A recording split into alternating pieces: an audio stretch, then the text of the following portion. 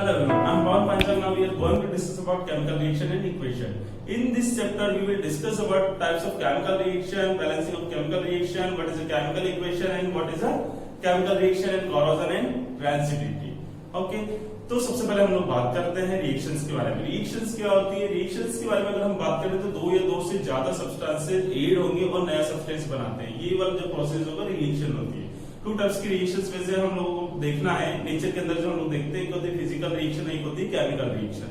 Physical reactions की अगर हम बात करें तो ऐसी रिएक्शन जिसके अंदर क्या होगा कि जो आपके सब्सटेंस है वो एक फॉर्म से दूसरे फॉर्म में चेंज होते हैं, साथ ही साथ उनका टेस्ट भी, उनका कलर भी चेंज हो जाता है, लेकिन उनकी केमिकल प्रॉपर्टीज और केमिकल स्ट्रक्चर में कोई चेंजेस नहीं आता है. जैसे उनका स्ट्रक्चर हो गया, उनकी केमिकल प्रॉपर्टीज हो गई, उनमें कोई डिफरेंस नहीं आएगा. तो ऐसी रिएक्शन को क्या बोलेंगे? Physical reaction. दूसरी जो अपनी रिएक्शंस होगी नेचर के अंदर होगी केमिकल रिएक्शन. उसमें क्या होगा? उसके अंदर कलर भी चेंज होगा, टेस्ट भी चेंज होगा, ये तो होगी सही, साथ ही साथ उसके जो केमिकल प्रॉपर्टीज है तो वो भी क्या हो जाएगी? चेंज हो जाएगी. ऐसी रिएक्शंस को हम लोग क्या बोलते हैं? Chemical reaction. In this chapter we will discuss about chemical reaction. क्यों? क्योंकि इस चैप्टर का जो नाम है वही केमिकल रिएक्शन एंड इक्वेशन. तो हम लोग इस चैप्टर के अंदर जो बात करेंगे only and only chemical reactions की बात करेंगे. तो हम लोग स्टार्ट करते हैं. What is a chemical reaction? सबसे पहला जो हमारा है वो क्या है? What is chemical reaction? What is chemical reaction? ठीक है, केमिकल रिएक्शन की अगर मैं बात करूं तो केमिकल रिएक्शन क्या होगी? The transformation of chemical substance into another substance.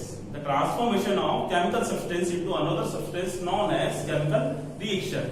तो एक केमिकल सब्सटेंस का दूसरे सब्सटेंस की फॉर्म में चेंज होना, ये वाला फिनोमिना जो है यही आपका केमिकल रिएक्शन कहलाता है. ठीक है, तो हम लोग क्या बोल सकते हैं? The transformation of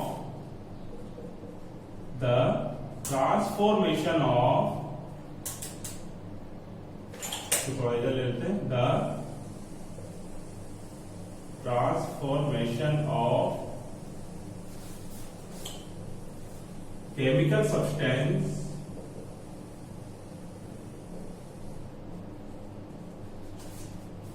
into another substance known as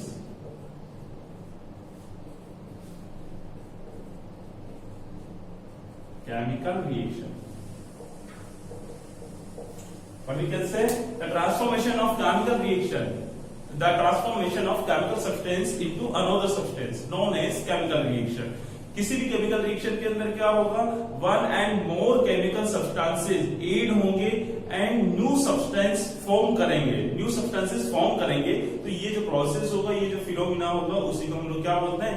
chemical reaction बोलते हैं. इसके अलावा हम ये भी बोल सकते हैं reaction in which two or more chemical substances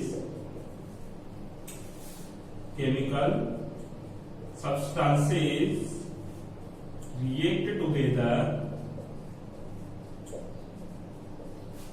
and formed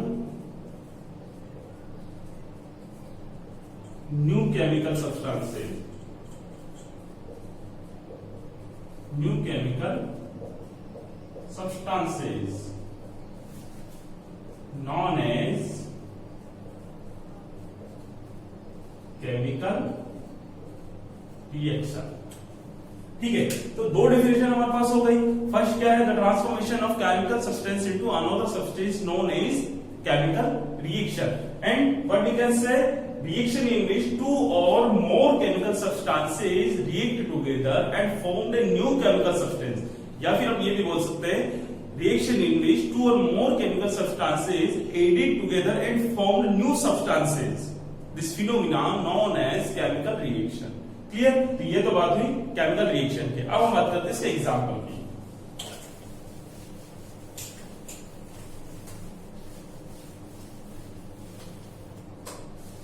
ठीक है, अगर मैं एग्जांपल की बात करता हूं किसी भी केमिकल रिएक्शन के अंदर, when carbon Burns in presence of oxygen, ये क्या है, केमिकल रिएक्शन का एग्जांपल है। केमिकल रिएक्शन एक तरह से, वैसे अगर मैं अदर एग्जांपल की अगर मैं बात करता हूं तो जो एग्जांपल्स होंगे वो इस पे क्या होगा, वो होगा रस्टिंग ऑफ आयरन,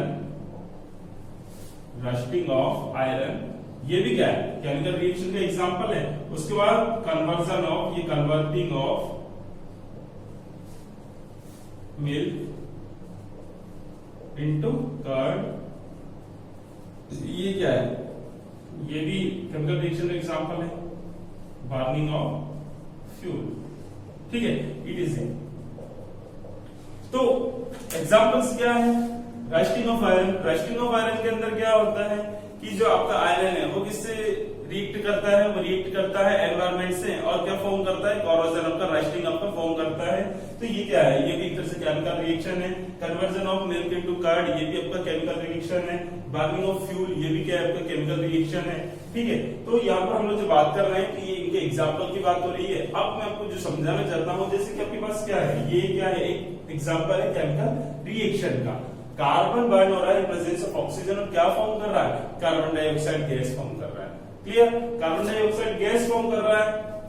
और अब इसके अंदर आपको क्या देखने को मिल रहा है कि आपके पास जो रिएक्शन है, तो रिएक्शन कुछ इस तरीके की है। अब हमने क्या बात की थी, when two or more chemical substances added together and formed new chemical substances known as chemical reaction। आपके पास क्या है, दो या दो से ज्यादा chemical substances हो सकते हैं, added together and form new chemical substances known as chemical reaction। तो ये जो पूरा फिनोमिना है, इसको हम लोग क्या बोलेंगे, इसको हम लोग बोलेंगे केमिकल रिएक्शन, ठीक है, या फिर इसको ऐसे लेंगे।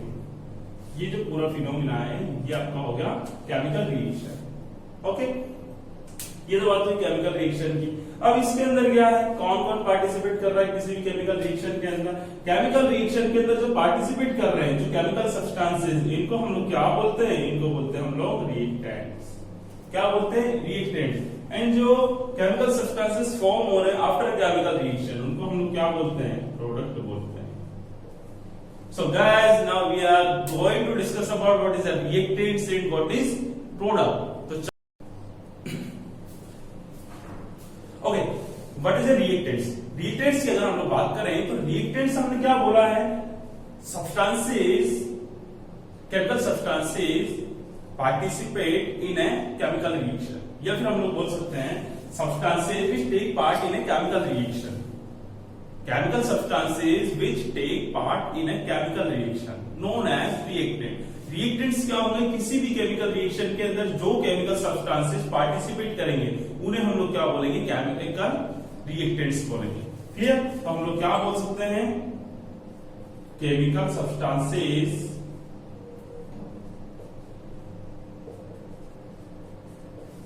which take part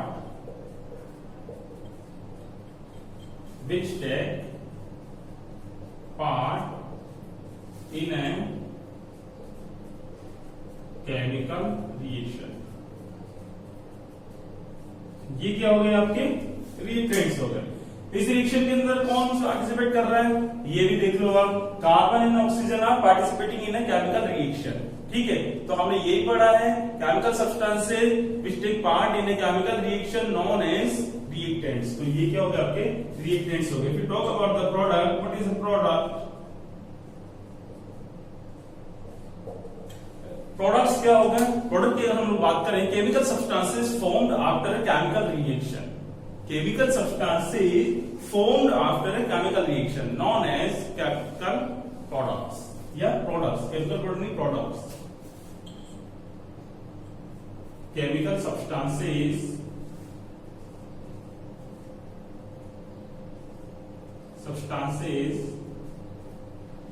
produced after chemical reaction, after chemical reaction, ठीक है। तो ये क्या हो गया, प्रोडक्ट हो गए। तो हमने किसकी बात कर ली है, रिएक्टेंट्स भी आपका हो गया और प्रोडक्ट भी हो गया। तो हमने क्या क्या बात कर लिया, what is a chemical reaction. If you talk about the chemical reaction, the transformation of chemical reaction, the transformation of chemical substances into another substances known as chemical reaction. और reaction in which two or more chemical substances is reacted together and formed two or more chemical substances known as chemical reaction. If we talk about the reactants and product, what is a reactant and what is a product?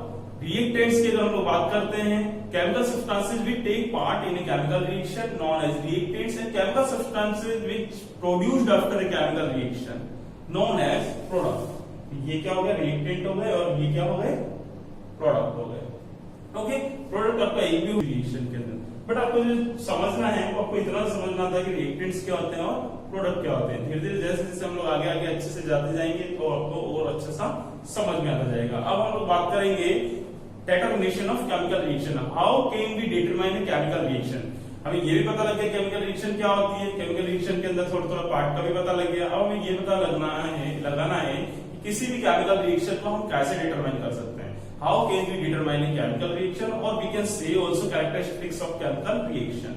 Okay, now we are going to discuss about determination of chemical. How can we determine a chemical reaction? किसी भी chemical reaction को कैसे determine करें. Determine हम लोग कैसे कर सकते हैं, उसकी कैरेक्टरिस्टिक्स को देख के कर सकते हैं. कैरेक्टरिस्टिक्स उसकी कैसे पता लगेगी, ऐसे पता लग सकते हैं.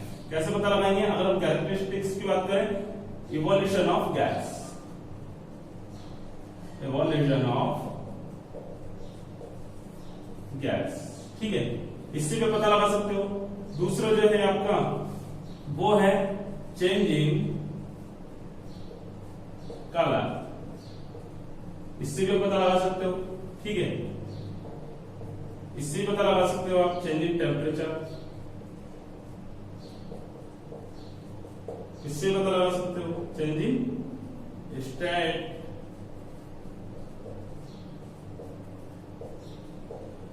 ठीक है, इवोल्यूशन ऑफ गैस की अगर मैं बात करूं तो इवोल्यूशन ऑफ गैस क्या होगा? When two or more chemical substances is added together and characterised by evolution of gases.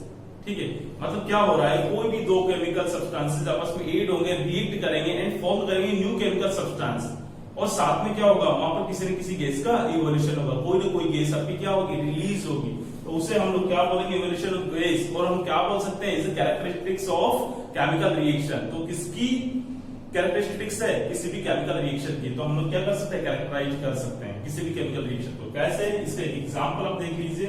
आपके पास क्या है, जिंक है. When zinc react by H2SO4 to produce ZnSO4 and characterized by evolution of hydrogen gas. ठीक है, क्या हुआ, zinc ने hydrogen sulphate H2SO4 के साथ रिएक्ट किया, ZnSO4 इसको फॉर्म किया, और उसके बाद यहाँ पर आपको दिख रहा है कि हाइड्रोजन गैस बाहर निकल रही है. जो एरो का sign upper arrow evolution of gas का साइन है. गैस आपकी क्या है, ऊपर जा रही है.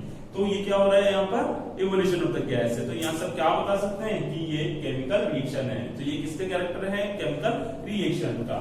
ठीक है, अब हम बात करते हैं change in colour. Change in colour की अगर मैं बात करूं तो अगर हम बात करें कि जब आपका सिट्रिक एसिड और पोटेशियम परमैंगनेट आपस में रिएक्ट करता है तो इनका जो सॉल्यूशन होता है वो किस कलर का होता है, पर्पल कलर का होता है. तो जब आप इनके रिएक्शन करवाएंगे potassium permanganate and citric acid की, तो इनका जो कलर होता है वो पर्पल टू कलरलेस हो जाता है. क्या हो जाता है, पर्पल टू कलरलेस हो जाता है. तो इनके कलर में क्या आ रहा है, चेंज आ रहा है. तो change in colour is characterised by chemical reaction. ठीक है, तो ये क्या हो गया, चेंज इन कलर से पता लगा सकते हैं कि हाँ ये chemical reaction. We talk about the temperature. Temperature की अगर मैं बात करूं तो टेम्परेचर के केस में आपने देखा होगा कि क्विकलाइम और वाटर के अगर हम रिएक्शन करवाएंगे, क्विकलाइम और वाटर के अगर मैं रिएक्शन करवाऊंगा तो आपने देखा होगा सिलेक्टिव लाइन आपका बनेगा और साथ में क्या होगा, टेम्परेचर हीट जनरेट होगी, क्योंकि that is exothermic reaction, that is an exothermic reaction. Okay, तो क्या होगा, एक्सोथर्मिक रिएक्शन होगी तो उसमें क्या होगा, आपका टेम्परेचर बढ़ेगा. क्यों, क्योंकि उसकी हीट रिलीज होती है. हीट रिलीज होगी तो एक्सोथर्मिक में तो यही होता है. तो वो भी क्या है, कैरेक्टरिस्टिक्स है किसका, केमिकल रिएक्शन का. चेंज इन स्टेट की अगर मैं बात करूं, आपके पास क्या है, एक आइस क्यूब है या कोई भी आइस है. आइस को आपने क्या किया, एनवायरमेंटल टेम्परेचर दिया या मैंने कोई भी टेम्परेचर दिया तो आपने देखा होगा कि उसमें क्या होता है, उसकी स्टेट चेंज हो जाती है, वो सॉलिड टू लिक्विड के अंदर कन्वर्ट हो जाता है. तो वो भी एक एग्जांपल है किसका, केमिकल रिएक्शन का. या फिर बाइंडिंग ऑफ कैंडल की अगर हम बात करें तो वो भी आपका केमिकल रिएक्शन का एग्जांपल है. ओके, तो ये क्या था, ये how can we determine chemical reaction, और we can say also characteristics of chemical reaction. तो इससे आप पता लगा सकते हो कि ये वाकई में केमिकल रिएक्शन है या नहीं है। ठीक है, अब हम लोग बात करते हैं what is a chemical equation. ठीक है, okay, now we are going to discuss about chemical equation. What is a chemical equation? The chemical equation is a symbolic representation of chemical reaction. किसी भी केमिकल रिएक्शन का symbolic representation ही chemical equation कहलाता है। हम लोग क्या बोल सकते हैं, या फिर हम ये भी बोल सकते हैं the representation of chemical reaction in the form of symbols and formulas known as chemical equation. क्या लिख सकते हैं? हम लिख सकते हैं रिप्रेजेंटेशन ऑफ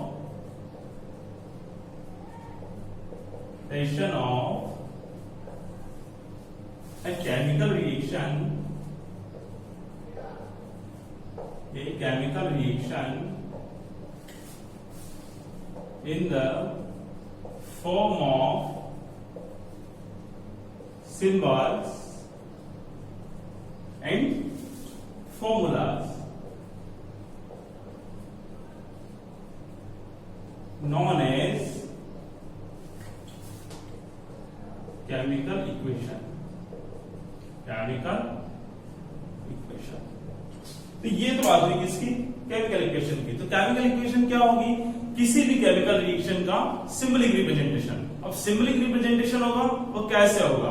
दो तरीके से हम लोग सिंबलिक रिप्रेजेंटेशन पढ़ते हैं। फर्स्ट आपका होगा वर्ड की फॉर्म में और दूसरा होगा सिंबल की फॉर्म में। क्लियर? अब यहाँ पर क्या होगा? सिंबलिक रिप्रेजेंटेशन मतलब सिंबल्स की फॉर्म में तो हो गया, लेकिन जो केमिकल इक्वेशन है उसको कैसे रिप्रेजेंट करेंगे?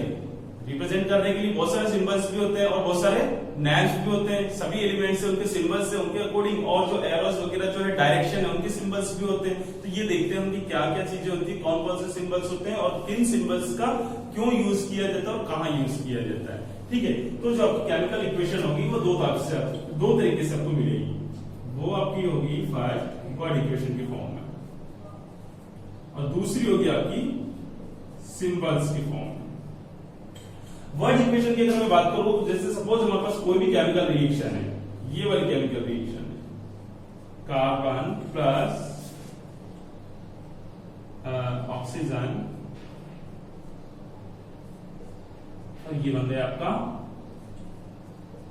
Carbon die oxide.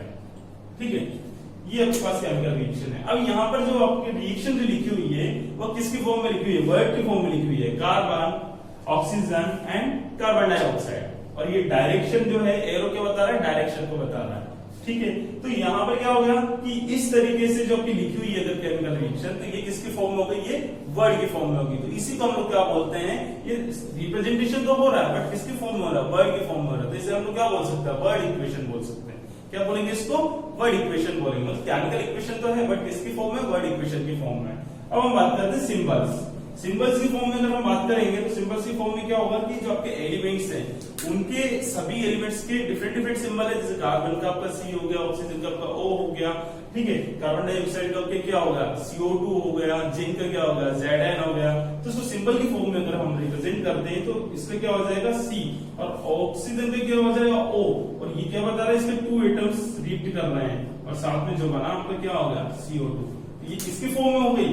C+O2 symbols की फॉर्म में हो गई। क्लियर? तो हम क्या पढ़ रहे थे? Representation of a chemical reaction in the form of symbols and formula known as chemical equation. तो केमिकल इक्वेशन की बात हुई। अब केमिकल इक्वेशंस के अंदर जो आपको सिंबल्स देखने को मिलेंगे वो किस तरीके के मिलेंगे? इस तरीके के देखने को मिलेंगे। अगर हम सॉलिड की बात करें तो सॉलिड का जो सिंबल होगा वो कैसा होगा? एस होगा। जैसे मैं यहाँ पर लिख सकता हूँ एस। और जैसे अगर ये गैस है तो मैं यहाँ पर क्या रिप्रेजेंट कर सकता हूँ? गैस की फॉर्म में जी। अगर आपका लिक्विड होगा तो उसको हम कैसे रिप्रेजेंट करेंगे? एल से रिप्रेजेंट करेंगे। अगर आपके पास कोई एक्वस होगा तो एक्वस को आप कैसे रिप्रेजेंट करोगे? एक्वस को कैसे रिप्रेजेंट करोगे? AQ की फॉर्म में रिप्रेजेंट करोगे। अगर आपके पास कोई प्रेसिपिटेट होगा तो प्रेसिपिटेट को कैसे आप रिप्रेजेंट करोगे? डाउन एरो की फॉर्म में। ठीक है, और अगर आपके पास इवोल्यूशन ऑफ गैस है, इवोल्यूशन की बात कर रहे हैं हम गैस की, तो कैसे रिप्रेजेंट करोगे? ऐसे रिप्रेजेंट करोगे। ठीक है, वन डायरेक्शन वाली जो आपकी रिएक्शन होगी उसको कैसे रिप्रेजेंट करोगे? ऐसे रिप्रेजेंट करोगे, वन डायरेक्शन। ठीक है, और रिवर्स डायरेक्शन के अंदर अगर आपकी रहेगी तो उसको कैसे करोगे? इस तरीके से करोगे, reversible.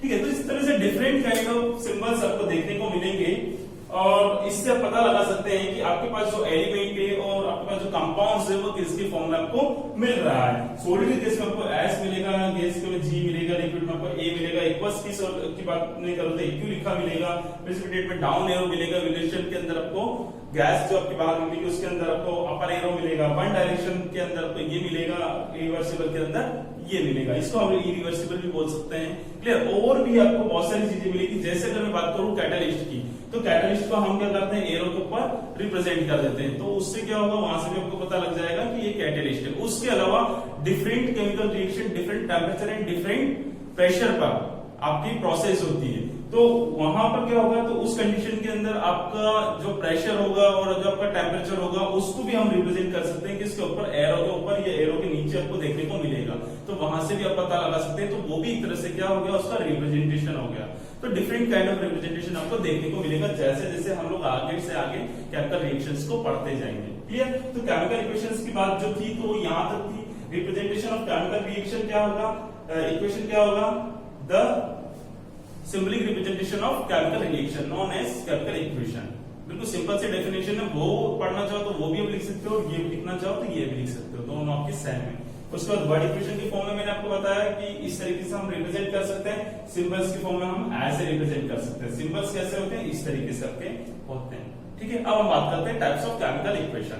Types of chemical equation की अगर हम लोग बात करते हैं तो टू टाइप्स में डिवाइड किया है। फर्स्ट आपका होगा बैलेंस्ड केमिकल इक्वेशन एंड दूसरा होगा आपका अनबैलेंस्ड केमिकल इक्वेशन। तो हम पढ़ते हैं balanced and unbalanced.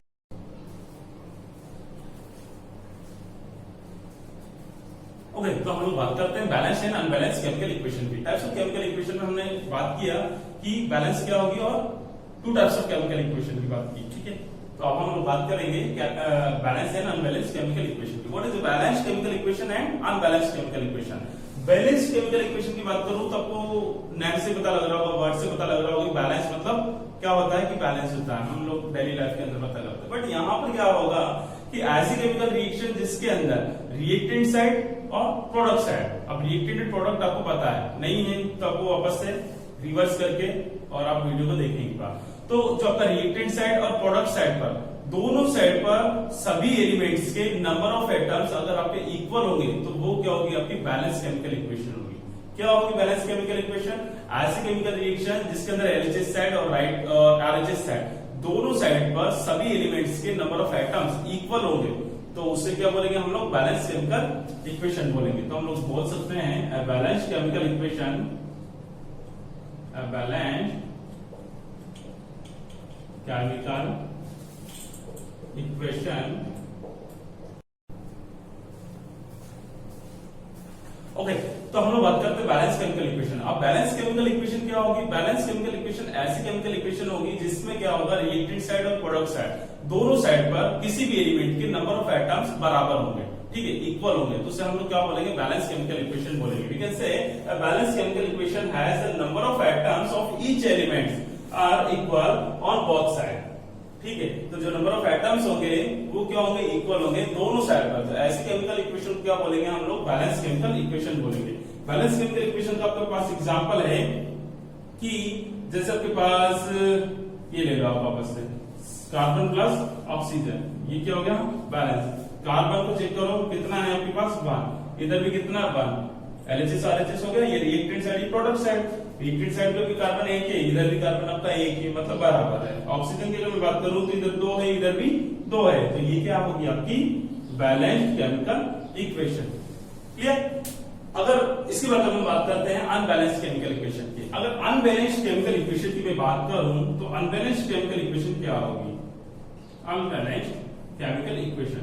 Unbalanced chemical equation क्या होगी कि ऐसी केमिकल रिएक्शन जिसके अंदर क्या होगा, दोनों साइड पर जो नंबर ऑफ आइटम्स होंगे किसी भी एलिमेंट के वो क्या होंगे, इक्वल नहीं होंगे, तो उससे हम लोग क्या बोलेंगे, अनबैलेंस्ड केमिकल इक्वेशन बोलेंगे। जैसे मैं आपको एग्जांपल देता हूं, आपके पास फेरस है और आपका है वाटर से रिएक्शन करवाई तो बनेगा Fe3O4 प्लस हाइड्रोजन। ठीक है, ये आपके पास रिएक्शन है।